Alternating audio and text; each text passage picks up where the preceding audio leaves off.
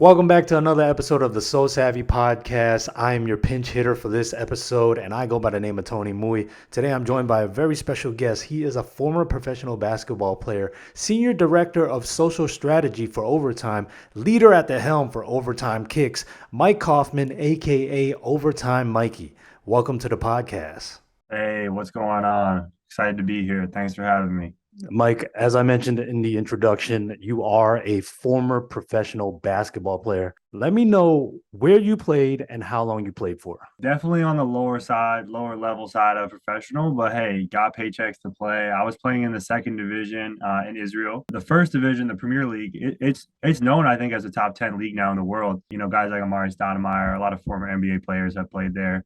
Some people know Maccabi Tel Aviv because they play in the Euro League. But yeah, it's a pretty strong league. I played for almost 2 years in smaller cities in Israel, and it was a great experience. So I know this is a sneakers podcast, but we can always make time to talk about sports. We got to talk about Victor Wembanyama. You think he's going to be the next generational talent? Yeah, so I mean, I'm all on board that he's like the best prospect since LeBron, maybe on paper as a prospect, better prospect than LeBron. Like I'm on that wave. At Overtime, we've been honestly covering him for years now. Always had that unicorn type of skill set and whatnot. But I thought it was going to be more of like a project and like yeah, the upside. But now seeing what he's done, and especially when he played against like the G League Ignite team, kind of in that NBA floor spacing. Because EuroLeague is hard. Like Luka, Giannis, they've all said like playing in Europe is a different game. It's harder to score 30 points in a EuroLeague game. It's slowed down. There's more sets. Defensive players can sit in the paint. There's no defensive 3-second violation like there's in the NBA. That just opens up the paint. That's why these guys like Luka, they come to NBA and they're like, the players are better, but it's kind of easier to score. He seems fluid out there. If he can stay healthy, I think the sky's the limit. I think he is like a generational type guy. So we briefly spoke about you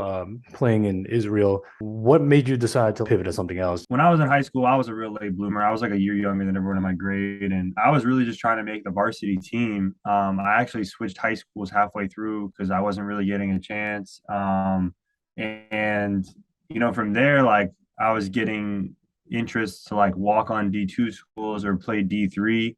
So I was just so psyched that I'd get to play college ball. I didn't even think that was ever going to be in store for me. And I ended up playing D3 ball, was able to play a couple of years in Israel. And, like I mentioned, second division wasn't the most lucrative career. I just never wanted to be stuck. I thought if I would have really set my time and stayed in Israel, maybe I could have made it up to the first league and made some decent money. But then I knew like, okay, by that time I'm like 30, 31, whatever, coming back to the States.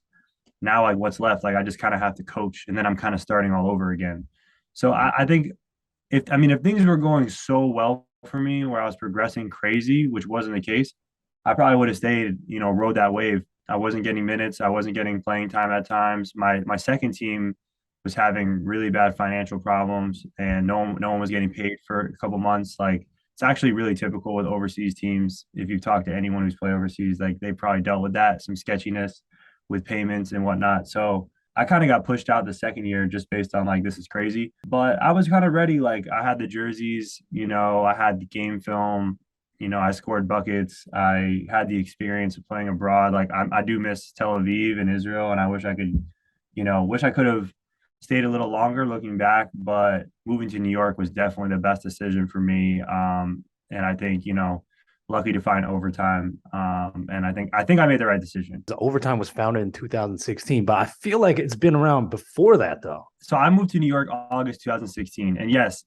Overtime was technically around a little before then. We weren't like our own company at that point. We were like a sub department of another company. I think the date that they have there when we were founded is when we kind of broke away as our own company. Back in the day, it was pretty simple. Like we were kind of just like social media accounts. We saw things were changing. I think you saw it here in New York locally with like Jelly Fam and just that overall movement. Like that was so big. Like you got guys like Zion Williamson. It's like they're kind of more famous than all the players on the Knicks are right now, right? But there's no TV rights deals to break through. There's no college campuses to have to deal with. There's no NCAA to have to maneuver around. Like it's like you can just go to the games. Like it's high school games. There's no live rights.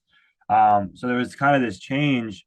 And we've had media companies like the hoop mixtapes, the balls lives of the world that have been covering the highlights ever since like D Rose was in high school.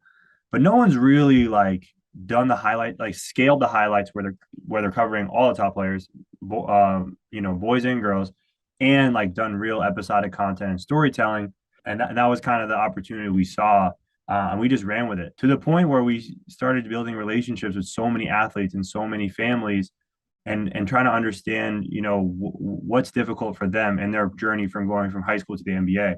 And that's kind of what inspired us to start Overtime Elite. Talk to me more about that because I know you guys built an arena in Atlanta. What's that about? Overtime Elite. It's a basketball league for the top high school players in the world. Basically, it's kind of like the European soccer model, where basically we want to start working with guys at 16 years old, and we want to develop them on the court, but also off the court. So there's a big academic part, and it's they will get their like traditional high school diploma, but there's also like custom academics with like financial literacy and PR training and social media literacy and things that like NBA players need to be prepared for.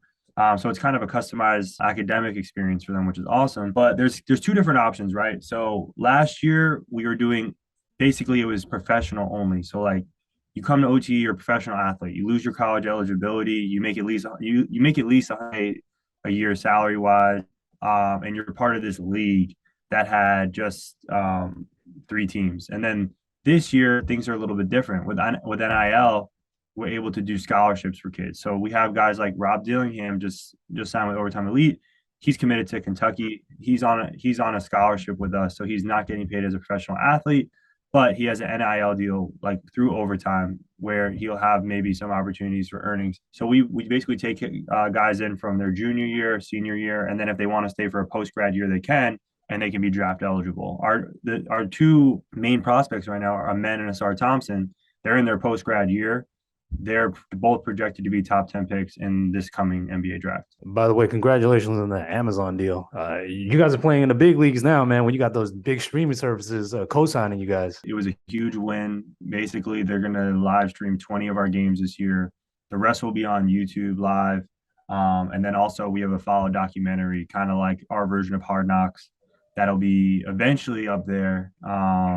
Probably in 2023, I'm not sure when, but basically kind of showing the behind the scenes and showing the real storytelling behind the year and the ups and downs, getting to know the players. And I think it'll be a hit. Like you've seen Last Chance U, so you've seen these kind of shows do really well. And also like Formula One, their Netflix show put them on the map. To see it on Amazon Prime is really exciting. You see the landscape of YouTube influencers nowadays, right? They're always doing these park takeovers. But do you feel like you should take a little bit of the credit for trailblazing that? Because I know over time, you guys were really the ones to put it on the forefront. Yeah, you actually bring up a good point. We used to dress up in different costumes and do YouTube videos around that. And it was just like some of us in the office just going out and doing it. And we've had some of our best YouTube videos ever from back in the day. But yeah, I mean, I don't want to hate on anyone else. We probably did inspire them to do it. I feel like nowadays it's so much just like trash talker started a fight type of content. It's clickbait. We weren't doing that. We were trying to be a little more creative. But hey, I mean, whatever Hooper's got to do to grow on social, I support it. Let's pivot to OvertimeKicks. Yeah, so I'll actually never forget. I was in the office and my CEO, he sits like nearby, and he was just like, we need to start a sneakers page. Like, who's doing it? And I was like, I'll do it. It was like a couple weeks before we shut down for the pandemic. So it was like, it probably was like March 2020. Like it probably was like then. And then like, I think during the pandemic, just like working remote and just having a little more time to like think about stuff, I just started creating tons of content. And honestly, we just started on TikTok to start.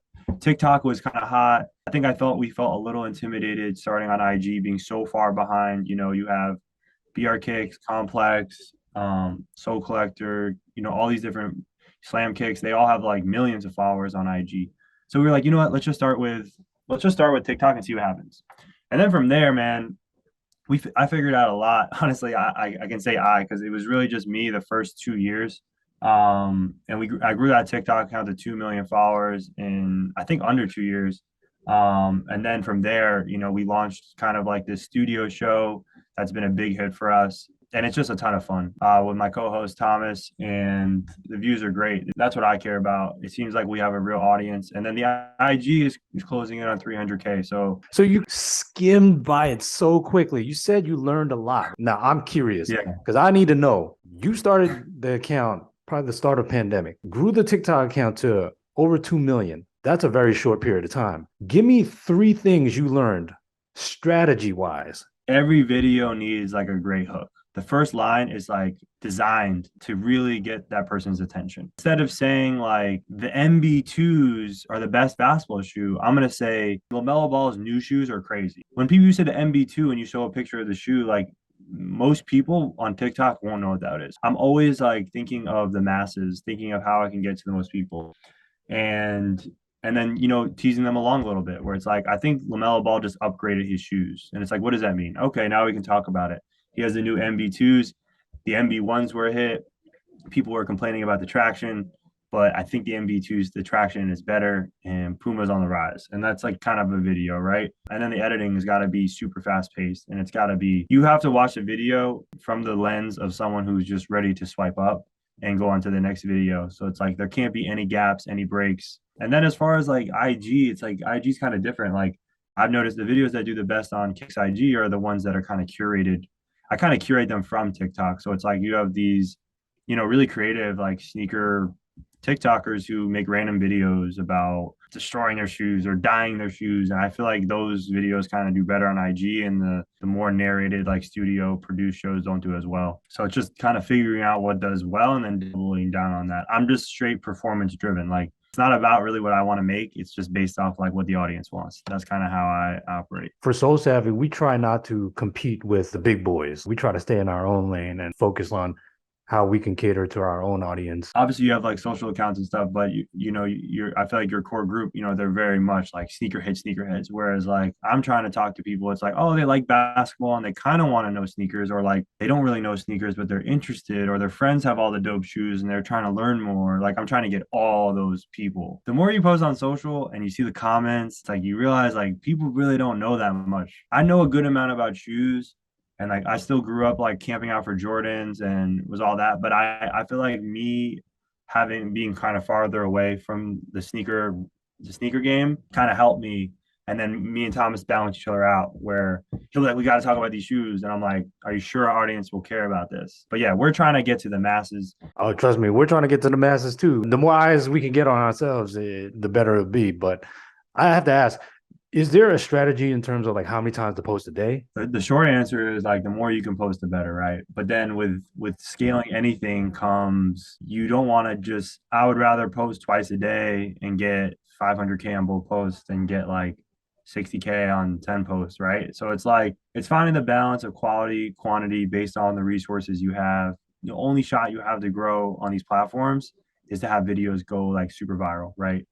Right. And the only way to have videos go super viral is to make amazing content, but it's also to like keep shooting your shot. You have to be super consistent. We post 2 to 3 times a day, every single day, and I usually have some sort of original content. And a lot of times, it's a guessing game. You think this video will do well and it won't, but it's kind of like a game, and I enjoy it for the most part. I know you guys started off with video, but then talk to me about OvertimeKicks news. Yeah, so we just launched this newsletter not too long ago. But yeah, we kind of just wanted to take, some of the strategy we have with our studio show and, create like an easy to read, digestible, short read, fun little sneaker stories. We can do little wear tests, kind of taking some of our video content, turning into editorial, like you said.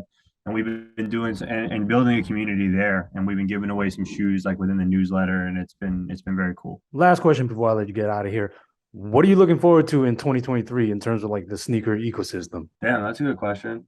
I'm hoping Jerry Lorenzo comes with it with Adidas basketball. I mean, hey, I think with Yeezy kind of just being out of the picture, I think that would be a smart move for Adidas. John Morant, Tatum, they're supposed to be getting their own signature shoes, right? So that's exciting to see. If I were to ask you, what are your top 3 basketball sneakers right now? I like this. This is definitely tough. I would say if I had a 3 rotation right now, the LeBron 20s would be there. I would say the Luka ones I think are really underrated. I feel like they haven't kind of blown up the way I expected them to. Damn. The third, I like the Jordan 37s. I don't know if they're cracking the top three. I like the MB2s. I also like Breonna Stewart's Stewie ones. Those are tough. Yeah, I'm actually gonna play in the KD 15s tonight. I mean, KD's been playing so well that you just kind of feel a little extra like, you got a little extra juice when you wear them now. Well, with that said, Mike, I appreciate your time. Where can the people find overtime and just everything that you're working on? So Overtime Kicks on IG and TikTok, also on Snapchat now. And then my handle's OvertimeMikey, TikTok and IG, especially. And yeah, Overtime everything. And make sure you follow OTE. I have so many accounts to plug, but we don't have enough time for that. But yeah, big O, appreciate that, Tony. Appreciate the love from SoleSavy and having me. This was fun.